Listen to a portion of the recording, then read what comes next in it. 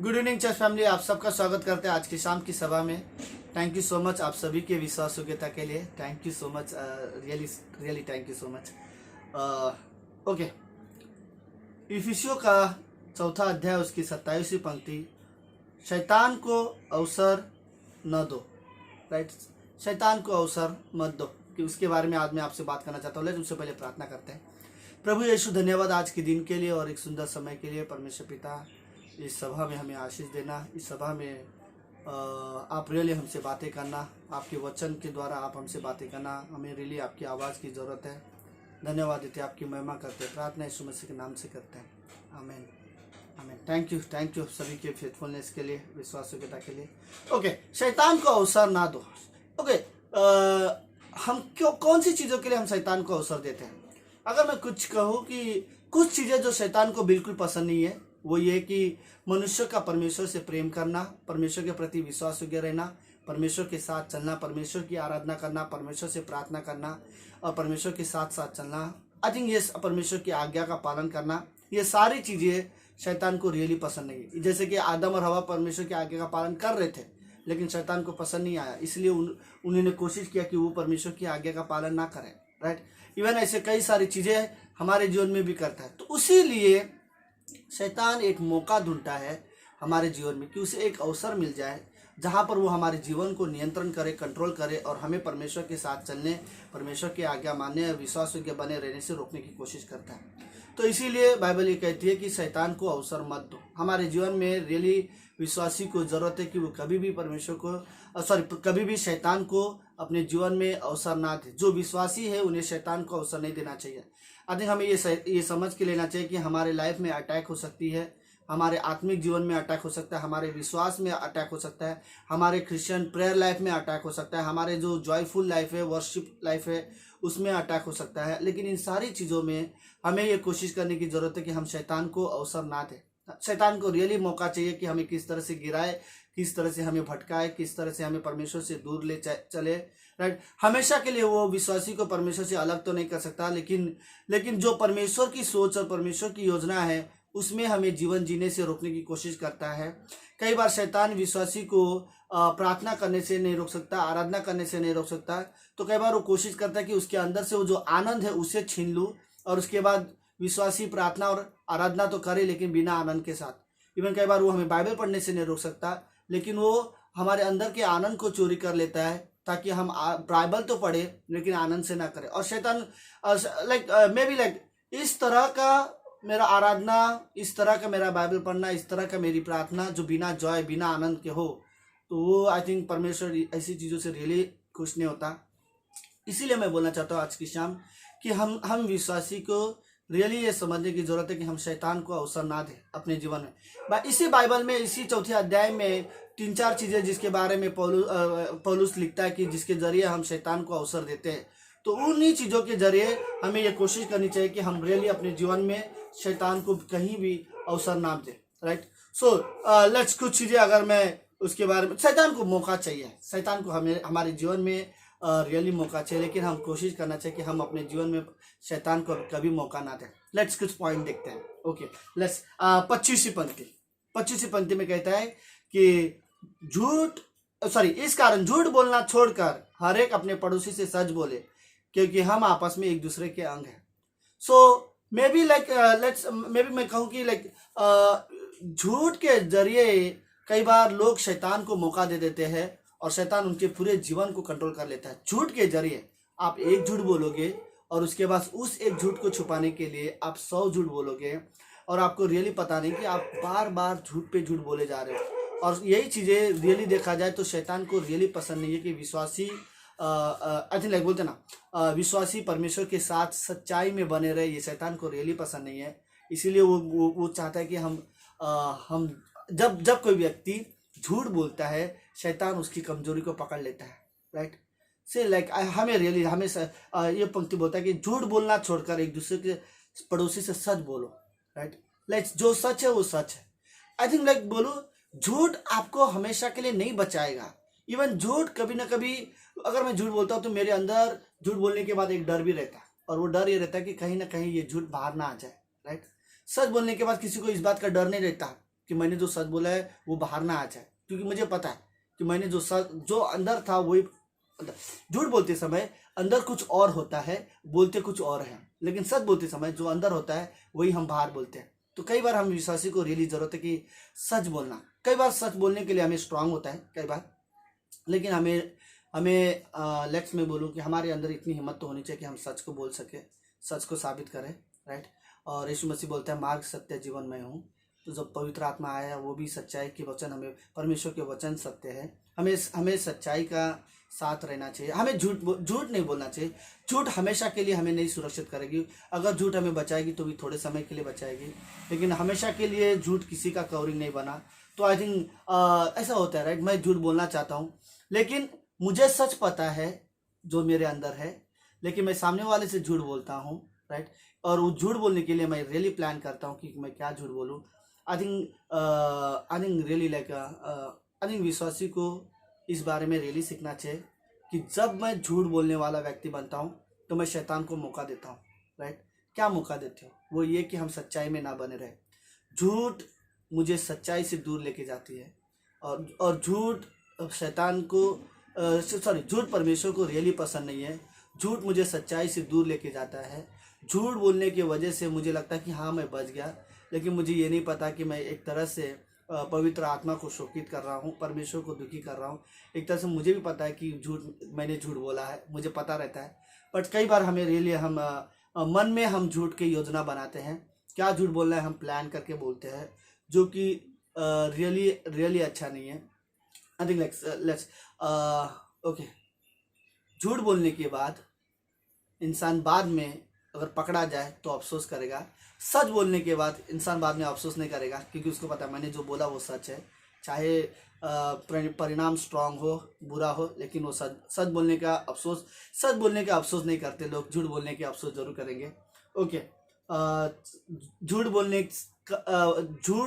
बोलकर मुझे ना झूठ का पता चल जाएगा इसका डर रहता है, लेकिन सच का पता चले इसे किसी का डर नहीं रहता। ओके। जो सच बोल देता है उसको, जो सच छुपाता है वो सच्चाई से डरता है कि कहीं वो वापस सबके सामने ना है। तो ये सारी चीजें हैं, बट मेन चीज प्रभु यीशु मसीह हमें रियली नहीं चाहता कि हम झूठ बोले, राइट। क्लियरली बोलता है कि तुम आपस में एक दूसरे से झूठ मत बोलो। आई थिंक तुम झूठ बोलना छोड़कर हर एक अपने पड़ोसी से सच बोले, क्योंकि हम आपस में एक ही अंग है। ओके। दूसरी चीज जिसके द्वारा, पहला तो यह है कि इंसान झूठ के द्वारा शैतान को अवसर देता है। हमें रियली सावधान रहना चाहिए कि लोग अपनी बड़ाई के लिए झूठ बोलते हैं, लोग अपने आप को बचाने के लिए झूठ बोलते हैं। मुझे समझ में नहीं आता बट ना मेरी झूठ से मेरी जो बड़ाई है वो झूठी है। मे भी लोगों के सामने मैं बेस्ट हूँ, बट मेरे सामने मैं जानता हूँ कि मैं क्या सच्चाई है, और परमेश्वर के सामने मैं जानता हूँ।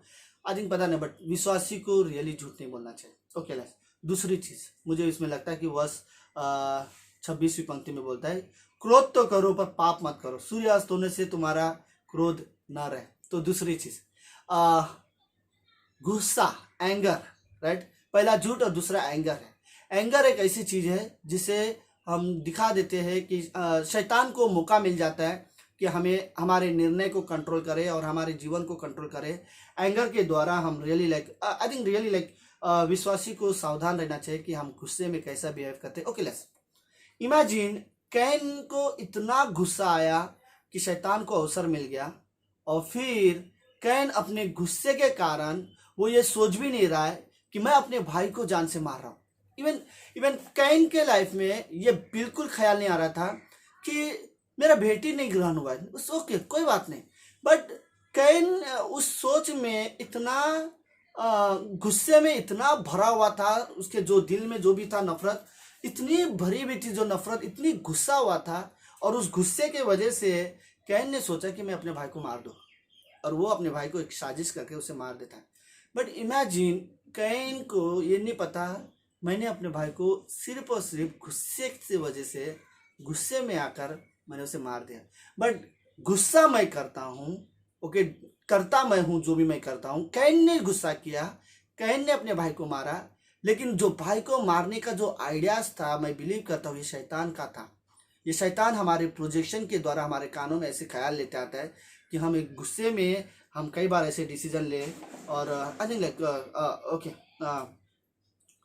मैंने कुछ चीज़ें लिखी थी, जैसे कि लेट्स, आप इमेजिन करो, खुद खुद को ऐसा लगता है लाइक गुस्सा क्या करता है, तो जस्ट थोड़ा सा सोचो,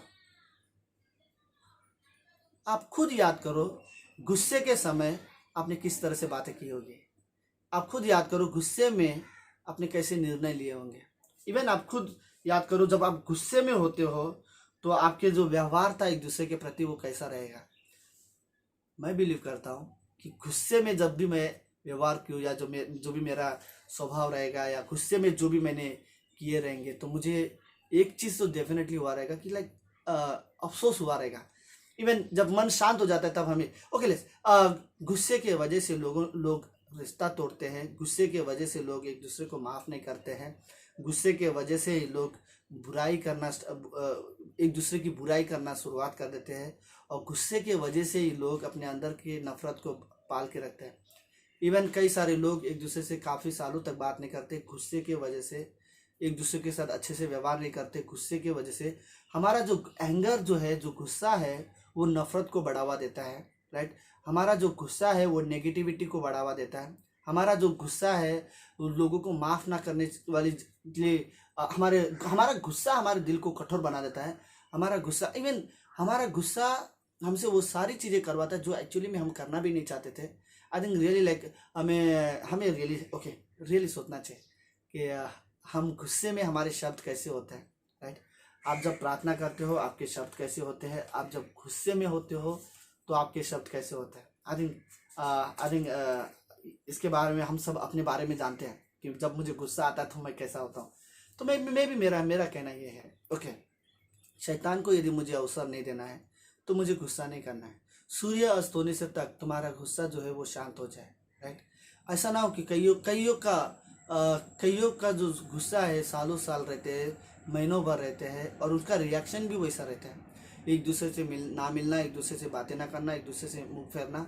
आई थिंक ये सारी चीज़ें आ जाती है। बट आई थिंक मुझे लगता है कि विश्वासी में मुझे लगता है ये चीज़ ऐसा है कि जब जो इंसान 2-2 सेकंड में थोड़ी थोड़ी चीज़ों में जो गुस्सा कर देता है, गुस्से वाला बन जाता है, आई थिंक वो सबसे ज़्यादा शैतान को मौका देता है, राइट। तो अपने गुस्से को कंट्रोल करना सीखो। यदि आप शैतान को मौका नहीं देना चाहते, अपने विश्वासी जीवन में यदि आप शैतान को मौका नहीं देना चाहते, तो एक चीज़ जो मुझे एज अ बिलीवर मुझे जो सीखना चाहिए वो ये कि अपने गुस्से को कंट्रोल करो, राइट। आई थिंक लाइक आप खुद वरना अपने बारे में सोचो, लाइक गुस्से में हमारे रिएक्शन कैसे होता है, राइट। आई थिंक मूसा ने गुस्से में आकर लाठी मारी, अधिकार खोया, वादे के देश में जाने का अधिकार खो दिया, राइट। एक गुस्सा, आई थिंक रियली लाइक गुस्से से कैन ने अपने भाई को मार दिया, राइट। आई थिंक कई बार लोग आई थिंक रियली लाइक हमें रियली सावधान रहना चाहिए कि हमारा गुस्सा, हम अपने गुस्से को कंट्रोल कर सकें। ओके 27वीं पंक्ति जैसे कहती है शैतान को अवसर मत दो, लेकिन 28वीं बोलती है तीसरी चीज, चोरी करने वाला फिर चोरी न करे, भले काम करने में अपने हाथ में परिश्रम करे, इसलिए जिसे प्रयोजन हो उसे देने का उसके पास कुछ हो। ओके, चोरी करने वाला फिर चोरी ना करे। ये स्टेटमेंट में पौलुस सिर्फ ये नहीं बोलना चाहता कि लेट्स कल से तुम चोरी ना करो, ये सिर्फ वो स्टेटमेंट है। पौलुस इस एरिया में एक्चुअली ये बताना चाहता है चोरी करने वाला फिर कभी चोरी ना करे। एक्चुअली बोलते ना, कई बार हम लोग कोई चीज़ दिखे हम उठा लेते हैं, उसे चोरी बोलते हैं। अगर कोई चीज़ किसी के जेब से निकाल लेना चोरी बोलते, किसी के घर से कुछ चीज़ें लेके जाना चोरी बोलते। लेकिन कई सारी चोरी ऐसे भी होता है, जैसे कि आपका ऑफिस वाले आपको बोलते हैं कि लेट्स आपको 1000 रुपये देते हैं और बोलते हैं कि 100 चीज़ें लेके आओ, राइट, 100 चीज़ें में। और आप जब उसका बिल बनाते हो, मे भी शायद आपने उसमें से 800 रुपया खर्चा किया और आपने बिल बना दिया 900 रुपया। ओके, तो फिर उसके बाद आपने अपने बॉस को बोल दिया कि लेट्स 900 रुपया हो गया, 100 रुपया बचा, आपने 100 रुपया उसको दे दिया। ओके, ये जो चालाकी है, ये जो छल है, ये भी चोरी है, राइट। इवन ऐसी कई सारे बुरे विचार जो आता है, जो छल के साथ, जो धोखा, इनडायरेक्टली एक वर्ड में मैं बोलूं तो बुराई की इच्छा और बुरे विचार से शैतान को मौका मिलता है। किसी व्यक्ति के मन में बुरे विचार आना, okay let's okay I think like कई बार हम बोलते ना, बुरे विचार किसी व्यक्ति को देखकर हमारे मन में जो ख्याल आते हैं, इनडायरेक्टली बुरे विचारों से हम शैतान को मौका देते हैं। लेट्स शैतान को रियली पता चल जाता है कि वो हमारे लाइफ में स्टडी करता है और वो हमारी सोच को समझने की कोशिश करता है। तो शैतान को रियली चाहिए कि वो समझे कि वो हमारे जो विचार है कैसे चल रहे हैं। अगर अगर हमारे विचार चालाकी से भरा हुआ हो, ना कि बुद्धिमत्ता से, तो शैतान लाइक हमारे विचारों में यदि बुराई के चीज़ें भरे हुए हो तो हमें शैतान को मौका मिल जाता है और शैतान उसी तरह से हमें लीड करता है, राइट। तो लेट्स मुझे लगता है कि एक चीज़, बुरे विचारों के द्वारा शैतान हमें कंट्रोल करने की कोशिश करता है। हमारी बुरी सोच शैतान के लिए एक अवसर हो जाता है। तो यदि आप शैतान को मौका नहीं देना चाहते तो बुरे विचारों के साथ रियली सावधान रहो। ओके लेट्स, चौथी जो लास्ट चीज़ है जो मुझे अच्छी लगती है, 29वीं पंक्ति, कोई गंदी बात तुम्हारे मुंह से न निकले, आवश्यकताओं के अनुसार वही निकले जो उन्नति के लिए उत्तम हो, ताकि उससे सुनने वालों को अनुग्रह मिले। सो लेट्स, चौथी चीज आई थिंक विश्वासी को यदि शैतान को अवसर नहीं देना है तो अपने जीभ को कंट्रोल करने की जरूरत होती है, राइट। कि मैं अपने जबान को कंट्रोल करना सीखूं। अगर मुझे शैतान को रियली अवसर नहीं देना है तो मुझे आई थिंक कई बार इंसान लेट्स मैं बोलूं कि गर्म दिमाग और ठंडे दिल से परमेश्वर की सेवकाई नहीं हो सकती। इसे उल्टा करने की जरूरत है कि दिमाग हमारा ठंडा रहे और दिल हमारा जोश में गर्म रहे परमेश्वर के लिए, राइट। लेकिन ये सीरियसली है कि जब मैं अपने ओके, शैतान ने अगर मेरे जीव को कंट्रोल कर लिया तो इसका मतलब उसने मेरे पूरे शरीर को, मेरे पूरे जीवन को उसने कंट्रोल कर लिया। पास्टर काल ने एक मैसेज में बड़ा अच्छा स्टेटमेंट बोला था। पास्टर काल बोलते हैं कि जो विश्वासी अपने जीव को कंट्रोल नहीं कर सकता उसको जो आत्मिक जीवन होगा वो जीरो आत्मिक जीवन होगा, आत्मिकता में वो जीरो होगा, जो अपने जीव को कंट्रोल नहीं कर सकता। बट एक्चुअली सीरियसली ये सोचने वाली बात है कि ये वर्ड बोलता है कि जब तुम्हारे मुंह से शब्द निकले तो उन्नति के लिए, लोगों की उन्नति के लिए हो और सुनने वालों को अनुग्रह मिले, ना कि मेरे शब्द में सुनने वाला डिस्करेज हो, सुनने वाला निराश हो, सुनने वाला लाइक हर्ट हो। मुझे इस तरह के वर्ड्स को रियली नहीं यूज करना चाहिए। मुझे ऐसे वर्ड्स निकलना चाहिए कि सुनने वाला इंकरेज हो, सुनने वाला को अनुग्रह मिले आपके शब्दों में, राइट। अगर आप किसी को अगर मैं किसी को भी इंकरेज करना चाहता हूं तो सबसे पहले मुझे अपने शब्दों में कंट्रोल करना पड़ेगा, राइट। मुझे यह पता होना चाहिए कि कौन से शब्द उसके लिए सही है, कौन से शब्द उसको नहीं। विश्वासी को अपने शब्दों को कंट्रोल करते आना चाहिए, अपने जीव को कंट्रोल करते आना चाहिए, यदि वो शैतान को अवसर नहीं दे। जो इंसान अपने जीव को कंट्रोल नहीं कर सकता वो बड़े आसानी से शैतान को अपने जीवन में अवसर दे देता है, और शैतान को अवसर मिल जाते हैं हमारे जीवन में यदि मैं अपने जीव को कंट्रोल ना करूँ तो। आई थिंक रियली लाइक विश्वासी जीवन में हम सभी को सीखने की जरूरत है कि मेरे शब्द लोगों के लिए उन्नति के लिए हो, ना कि लोगों को हार्ट के लिए हो, ना कि किसी के लिए चोट जैसा हो किसी को। आई थिंक लाइक हमें समझना चाहिए, हमें हमारे शब्दों को सोच समझकर इस्तेमाल करते आना चाहिए। आई थिंक रियली लाइक मुझे लगता है कि हमें हमारे जीव को कंट्रोल करते आना चाहिए ताकि जो व्यक्ति सुने उन्हें उसके उन्नति के लिए हो, ना कि उसे हार्ट होने के लिए ना हो। आई थिंक रियली लाइक मुझे मेरे जीव में कंट्रोल करते आना चाहिए। अब ओके, इंसान जब बहुत गुस्से में होता है फिर जीभ बहुत सारी चीज़ें बाहर आ जाती है, तो यहाँ से कंट्रोल नहीं होता। एक बार गुस्सा यहाँ पर आ भी जाए तो ठीक है, कुछ चीज़ों के लिए आपको गुस्सा आ रहा है, ठीक है, कोई बात नहीं। जो वर्ड बोलता है क्रोध तो करो पर पाप मत करो, तो कई बार हम गुस्सा यहाँ से कर लेते हैं बट पाप कई बार यहाँ से हो जाता है कि हमारे वर्ड्स रॉन्ग हो जाते हैं, राइट, हमारे bad words. I think really like ये बात तो सोचने वाली चीज़ है। हम इसी होठों से, इसी जीभ से परमेश्वर की महिमा करते हैं, परमेश्वर की आराधना करते हैं, परमेश्वर से प्रार्थना करते हैं, और इसी जीव से हम लोगों की निंदा करते हैं, गॉसिप करते हैं, लोगों की बुराइयां करते हैं या फिर लोगों को बुरा भरा बोलते हैं। आई थिंक रियली ऐसा नहीं होना चाहिए। हमें अपने जीव को कंट्रोल करते आना चाहिए। हर एक विश्वासी को अपने जीव को रियली कंट्रोल करते आना चाहिए। सो लेट्स, शैतान को अवसर मत दो। आई थिंक मैंने कुछ चीज़ें रियली लिखा कि शैतान को अवसर मत दो कि तुम्हारे अंदर जो मसीह का आनंद है उसे वो छीने, राइट। शैतान को रियली ऐसे, शैतान को यदि मौका मिल जाए तो क्रिश्चियन लाइफ के जीवन को, उनके आनंद को चोरी कर लेता है। शैतान को हमें मौका नहीं देना चाहिए कि वो हमें विश्वास से भटका दे। यदि उसे मौका मिला, इन्हीं 4 एरिया में कहीं पर उसे मौका मिला तो वो हमें हमारे विश्वास से भटका सकता है। यदि शैतान को हमने मौका दिया इन 4 एरियो में तो वो 4 एरिया, यदि शैतान को मौका मिला तो शैतान हमें परमेश्वर के साथ चलने से रोक सकता है। यदि शैतान को मौका मिला तो वो हमें परमेश्वर की आज्ञा पालन करने से रोक सकता है। यदि शैतान को मौका मिला तो कई सारे विश्वासी को परमेश्वर की बुलाहट में जीवन जीने से दूर ले जा सकता है, उन्हें परमेश्वर के बुलाहट में जीवन जीने नहीं देगा। यदि उसे मौका मिला तो इसीलिए हमें शैतान को रियली मौका नहीं देना चाहिए। शैतान को मौका मिल जाता है, इसलिए कई बार लोग आपस में यूनिटी में नहीं होते, लोग आपस में एकता में नहीं रहते। यदि शैतान को मौका मिला हमारे जीवन में, तो शैतान हमारे एकता को वो तोड़ सकता है और हमें एकता में जीवन जीने से रोक सकता है।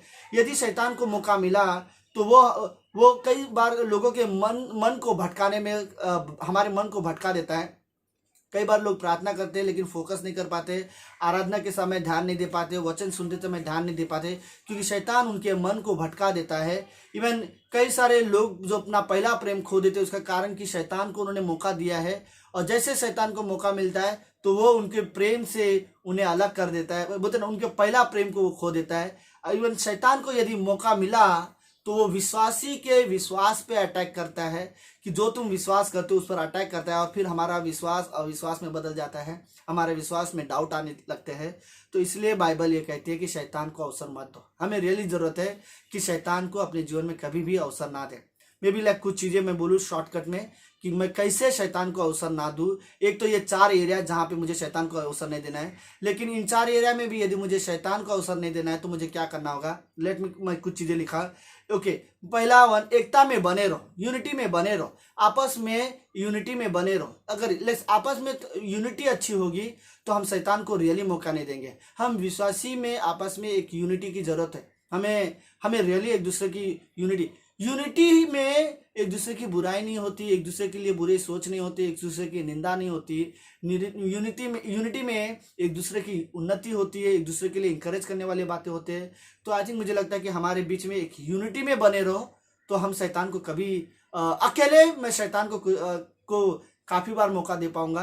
अगर मैं यूनिटी में रहूं तो मैं शैतान को कभी मौका नहीं दूंगा। लेट्स विश्वासी प्रभु में हमेशा बने रहो। अगर आप शैतान को अवसर नहीं देना चाहते हो तो वचन के द्वारा, आराधना के द्वारा, प्रार्थना के द्वारा प्रभु में बने रहो। राइट, प्रभु में यदि बने रहोगे तो हम शैतान को किसी भी तरह से अवसर नहीं देंगे। तीसरी चीज, देह में बने रहो, बॉडी लाइफ में बने रहो। आई थिंक कलीसिया में जो हम एक दूसरे के साथ है, हम एक दूसरे में बने रहो। हमें एक दूसरे की संगति की जरूरत है। मुझे चाहिए कि कई बार मैं खुश होऊंगा, मुझे बीच में राकेश भाई और सूरज एक दूसरे को फ़ोन करते हैं, प्रेयर करते हैं, उनका प्रेयर टाइम रहता है। कभी कभी सुमित के साथ वो सूरज प्रेयर करता है। आई थिंक ऐसे विश्वासी एक दूसरे को प्रार्थना करके एक दूसरे के लिए प्रेयर करना, एक दूसरे से प्रार्थना करना, ये हमारे बॉडी लाइफ में को स्ट्रांग बनाती है। सो एक दूसरे को बॉडी लाइफ में बने रहो। राइट, बॉडी लाइफ हमें चाहिए कि हम शैतान को अवसर ना दे। अगर मैं बॉडी में हूँ, कलीसिया के देह में हूँ, तो शैतान को मैं कम मौका देता हूँ। अगर मैं कलीसिया के देह से दूर हो जाता हूँ तो मैं शैतान को कई बार मौका दे देता हूँ। तो बॉडी लाइफ में बने रहो। ओके, चौथी चीज, अपने विश्वास में बने रहो। आप जान दो क्या विश्वास कर रहे हो और उसी में जीवन जियो। अपने विश्वास में बने रहो ताकि शैतान को तुम कभी भी मौका ना दो। आई थिंक हर एक विश्वासी को जरूरत है कि अपने विश्वास में बने रहे ताकि वो शैतान को अवसर ना दे। इवन लास्ट में बोलूँ तो संगति में बने रहो। राइट, फेलोशिप में बने रहो ताकि तुम शैतान को अवसर ना दो। अब मैं रियली लाइक कहना चाहता हूँ कि जितना व्यक्ति फेलोशिप में रहेगा, संगति में रहेगा, उतना ही शैतान को कम अवसर देगा। तो मुझे लगता है कि हम विश्वासी को यदि रियली ज़रूरत है कि हम शैतान को अवसर ना दे, तो प्रभु में बने रहो, एकता में बने रहो, देह में बने रहो, विश्वास में बने रहो। राइट, यूनिटी में बने रहो। आई थिंक ये सारी चीज़ें हमारे लिए रियली ज़रूरत है। अपने विश्वास में बने रहो। राइट, बने रहो, परमेश्वर के साथ बने रहो। राइट, संगति में बने रहो ताकि हम शैतान को मौका ना दें। आमीन, आमीन। लेट्स प्रार्थना करते हैं। धन्यवाद यीशु मसीह आज के दिन के लिए और एक सुंदर समय के लिए। आप रियली महान, जीवित और पवित्र हो। धन्यवाद देते हैं इस समय हम अपने आप को आपके अधीन करते हैं परमेश्वर पिता। हम रियली चाहते हैं कि गॉड कि हम हमारे जीवन में सिर्फ आपको अवसर दे, हमारे जीवन में आपका नियंत्रण हो। हम रियली चाहते हैं कि शैतान हमारे जीवन को कंट्रोल ना करे, हम उसके नियंत्रण में ना रहे, हम उसे अवसर ना दे पिता। धन्यवाद देते प्रभु यीशु। प्रार्थना यीशु मसीह के नाम से करते हैं। आमीन, आमीन।